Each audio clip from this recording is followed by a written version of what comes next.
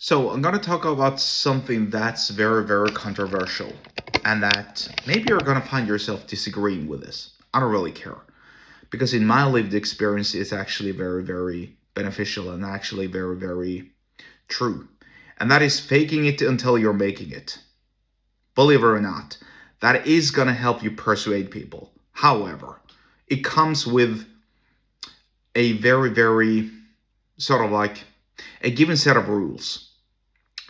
You can't obviously lie about faking it till you make it. Let's say you're an entrepreneur, you want to sort of like climb the ladder and you want to get access to millionaires. Here's what you don't do. You don't pretend that you're a millionaire and brag about how much money you make and so on. They know you're lying. They know you're just trying to gain access to them. They're not stupid. They're not dumb. I can say this because I've been around millionaires plenty of times. I know how they work. I know how they operate. That's not the way to do it. And it's pretty much, if you want to try to get respect in a room filled with people who are accomplished, whether it comes to business or girls or women or relationships or whatever, you don't do that. You simply maintain your own frame and your own posture. No, that ain't easy. And yes, you have to do something. You have to bring something to the table. Whether it is some sort of a reputation, doing a service for others, being a trusted source, whatever it is, being reliable, giving the impression that you're reliable and that you can be excuse me, that you can be worthwhile, that you can make for worthwhile company. Because again, these people know, they understand, and they're very, very savvy, and they're very, very protective of their time. Why wouldn't they be? Because everyone they know has a very, very good business opportunity or investment that they want them to partake in. Everyone wants something from them. So here's what you're going to do instead. You're going to give them something. You're going to ask them something. If you get a chance to talk with them, you sit down and you talk with them about themselves, about whatever, and then you learn something about their past or about their present or about their future, something that they like and enjoy doing, and then you can perhaps give them a little gift. If you know that someone is into golf, I'm not asking you to buy them a new golf bat, because that's obviously way too expensive, and they're gonna know you're just trying to impress them. But here's what you could do. Maybe you could buy them a book about golf, or I don't know, maybe a biography about Tiger Woods, or some such, or just like a small thing, maybe a small notebook where they can write down what they did and what they didn't do at the tee or at the green when they're golfing. I don't know anything about golf at all. So I'm not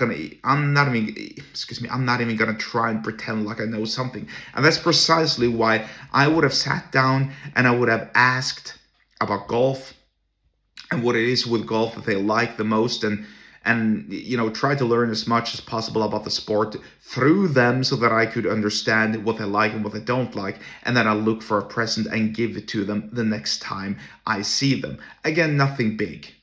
These are millionaires. These are legit and successful people. They know they can afford to buy their own expensive stuff. Golf equipment, especially new equipment, I assume, again, this is just my assumption because I really don't know, but I assume it's very, very expensive. And I'm assuming that the nerdier you are when it comes to golf, the more expensive it is.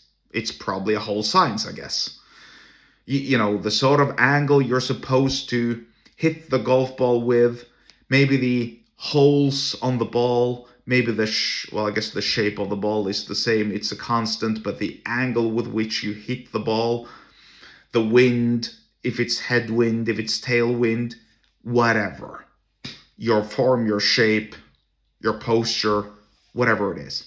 Like I said, I'm just pulling stuff out of my ass at this point, really.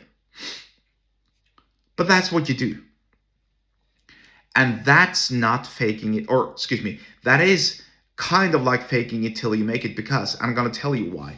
When you give them something of value, which they will treasure because it comes from you, it comes from someone who actually paid attention to them, that will give you a boost in self-confidence and also in persuasion. And it will make you look more real than not, because you actually remembered something that they said.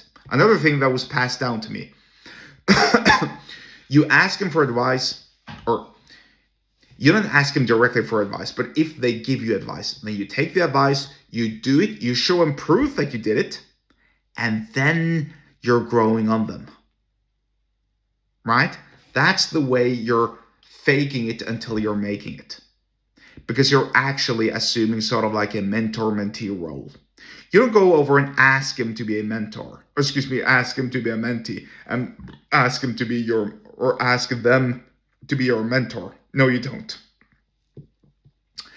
There is a general understanding that sometimes you ask them for help, and they respond to their reply. Then you take what they said and you show them proof that it worked.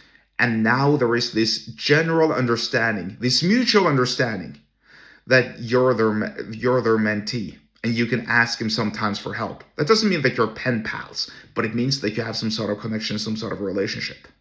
I know it again because I've done it myself. I've seen other people do it. And yes, it works.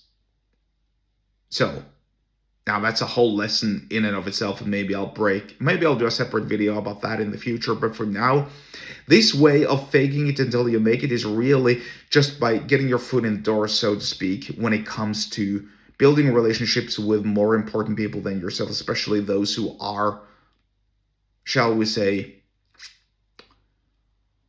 high net worth individuals. And yeah, that's it. Learn something about them. Give him a little gift in earnest, not something fake. Don't buy him any cigars or flowers or whatever kind of crap if they're not into it, if they don't mention anything specific.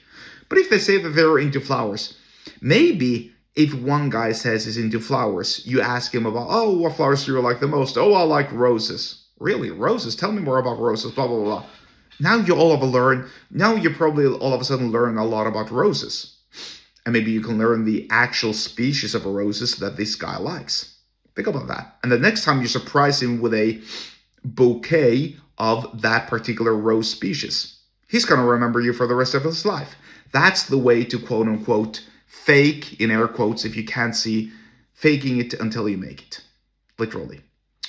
If you want to learn more about persuasion, then get subscribed to my email list. The link to do so is in the episode description wherever you are watching and or listening to this. And I'll see you there.